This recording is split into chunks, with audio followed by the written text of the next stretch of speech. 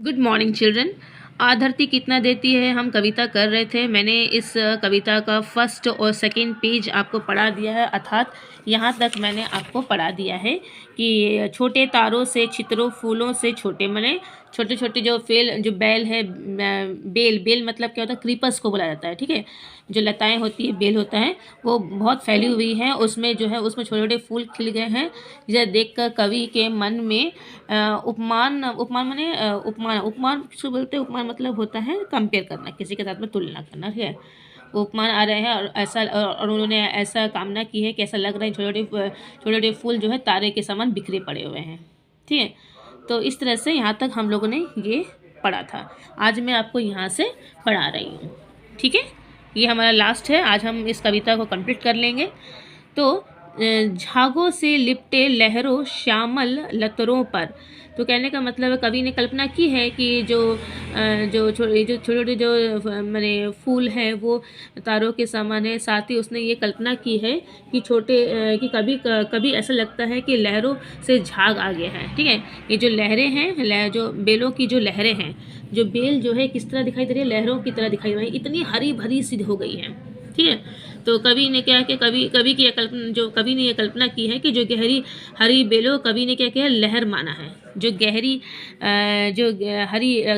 हरी जो बेल है, जो क्रीपर्स है, उसको कवि ने लहर माना है। ठीक है, इसलिए क्या बोल रहे हैं कि जैसे लहरों में झाग आ गया है, झागों से लिपटी लहरें मतलब लहरों में झाग आ गया है। श्यामल लतरों पर, ठीक है, श्यामल माने जो श्याम रंग का होता है। ठीक है, तो इस तरह गहरी हरी बेलों कवि ने लहरें कहा है। फूल झाग के समान, माने कई बोल रहे हैं कि जो फूल हैं, जो बेल के जो फूल हैं, माने जो सेम के जो फूल हैं, वो झाग के समान दिखाई दे रहे हैं। उन्हें ऐसा लगता है कि सुंदर लगते थे मावस के हसमुख नभ से। तो कवि बोल रहे हैं क्योंकि मावस मतलब होता है अमावस्या, तो कवि को ऐसा लग रहा है कि ऐसा लगता है कि अमावस्या की रात में हंसते हुए तारे सुंदर लगते हैं। वैसे जिस तरह से अमावस्या की रात में हंसते हुए तारे अच्छे लगते हैं, उसी तरह से सेम के फूल हरी बेलों पर लगे अत्यंत सुंदर लगते हैं। जो सेम के जो फूल हैं, सेम की जो फलियां हैं, जब वो सेम के पौधे में लगते हैं तो वो भी काफ़ी सुंदर दिखाई देते हैं। ठीक है, मावस के हसमुख नभ से। ठीक है, अच्छा, हसमुख मैंने जिसका जो हमेशा जिसके चेहरे पर हमेशा हंसी रहती है, नभ मतलब आकाश में। तो हाँ, मावस मतलब अमावस्या, तो मैंने अमावस्या के समय जो होते हैं कि सेम के फूल जो है हरे बेलों पर लगे हुए बहुत ही सुंदर दिखाई देते हैं। ठीक है, समझ में आ रहा है आप लोग को कि कहने का, फिर से मैं रिपीट कर रही हूँ कि गहरी जो हरी बेल है उसको कवि ने क्या कहा है, लहर का है। तो कवि ऐसी कल्पना कर रहे हैं कि उन्हें ऐसा लगता है कि अमावस्या की रात में हंसते हुए, लिखा है ना हसमुख, हंसते हुए जो हंसते तारे सुंदर लगते, कहाँ, आसमान, नभ मतलब आसमान में हंसते हुए तारे जो आसमान सुंदर लगते हैं, उसी प्रकार सेम के फूल हरी बेलों में लगे हुए काफ़ी सुंदर दिखाई देते। मतलब यहाँ पर तुलना की गई है। ठीक है, एग्जाम्पल दे करके। ठीक है, तो चोटी के मोती से आंचल के बूटों से, और कवि क्या बोल रहे हैं, ये फूल जो है प्रकृति रूपी नायिका, जो कवि अभी कल्पना कर रहे हैं कि जो प्रकृति क्या है वो नायिका की तरह, हीरोइन की तरह है, और हीरोइन की जो चोटी है उस चोटी में ये जो मोती के समान सजे हुए हैं। ठीक है, तो ये जो मोती के समान सजे हुए हैं जो बेल है, ठीक है, उसे ऐसी कल्पना कवि कर रहे हैं, अथवा उसके आंचल पर बने हुए बूटियाँ। कवि ने ये माना है कि यहाँ पर जो मैंने जो प्रकृति, वो तो नायिका है, उसने साड़ी पहनी है, तो साड़ी में काफ़ी बूटियाँ हैं, होता ना जो फाड़ी में बूटा गोल्डन कलर का, वैसा सब लगा हुआ है। समय पर उनमें कितनी फलियाँ टूटी, और कभी यही बोल रहे हैं कि समय रहते जैसे जैसे समय बढ़ता गया वैसे वैसे उसमें और भी अधिक फलियाँ आने लगे, सेम की फलियाँ आने लगे।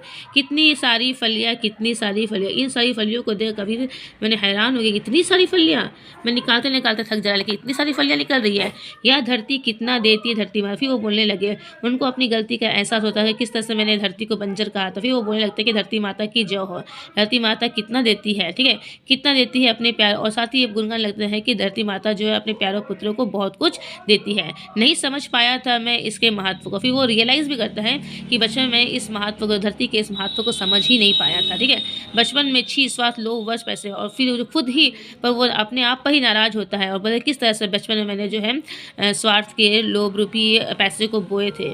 ठीक है, वो तो मैंने गलत काम किया, यदि उसके स्थान पर मैं किसी बीज को बोता तो शायद मुझे बहुत बड़ा फलदार फेल भी पेड़ भी मिलता है। ठीक है, रत्न प्रसवनी है, तो रत्न प्रसवनी मानेगा रत्ना उगलने वाली धरती है। धरती माता क्या है, रत्ना उगलने वाली है।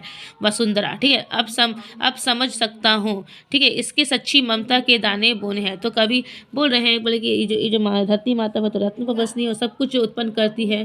ठीक है, तो अब मुझे लगता है कि अब मुझे समझ में आया है कि धरती को रत्न प्रवसनी क्यों कहा जाता है, प्रवसनी। ठीक है, तो बोले कि अब इसमें मुझे सच्ची ममता के दाने को, मैं कुछ भी झूठा कुछ नहीं करना चाहता, मैं सच्ची ममता के दाने यहाँ पर सींचना चाहता हूँ। इसमें मानव ममता के दाने बोलना चाहता हूँ कि मानव ममता मैंने आपस एक मानव का दूसरे मानव के बीच में जो प्रेम है वो बना रहे, उस प्रेम के बीच के दानों को मैं बोना चाहता हूँ। ठीक है, कि जिसने उगल सके से फिर धूल सुनहली फसलें। ठीक है, जिससे क्या होगा, जिससे उगल सके फिर धूल सुनहली, फिर जो बोलते कि मानव ममता के बीच को बोना चाहता है, तो हो सकता है इसमें उसले उगले सके फिर धूल सुनहरी फसलें।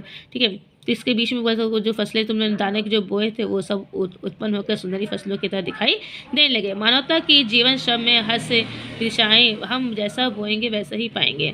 तो बताया कि मानव का जो जीवन होता है कि उसमें आपको जो है मानविक कर्म जो मानव के लिए किया गया जो कार्य होता है, ठीक है, उसमें श्रम से हर्ष दिशाएं बड़े बहुत सारे दिशाएं भी चलना पड़ा। ठीक है, तो जो मानवता की जीवन श्रम से हंसे दिशा है। तो जो लोग मानव श्रम करते हैं उनको तो कोई परेशानी, लेकिन जो आलस्यपन करते हैं उनको ही परेशानी होती है। हम जैसा फिर कभी बोलते हैं कि आप जैसा बोएंगे आप वैसा ही उसका फल भी पाएंगे। ठीक है, तो ये था हमारा आ धरती कितना देती है। मैंने पूरा कविता पढ़ा दिया, आप पढ़ के देखिए। यदि आपको नहीं समझ में आता है तो मुझे क्लास में बोलिएगा, मैं आपको फिर समझा दूँगी। ठीक है, तो तब तक के लिए बाय बाय बोला जाए। Bye bye, good night.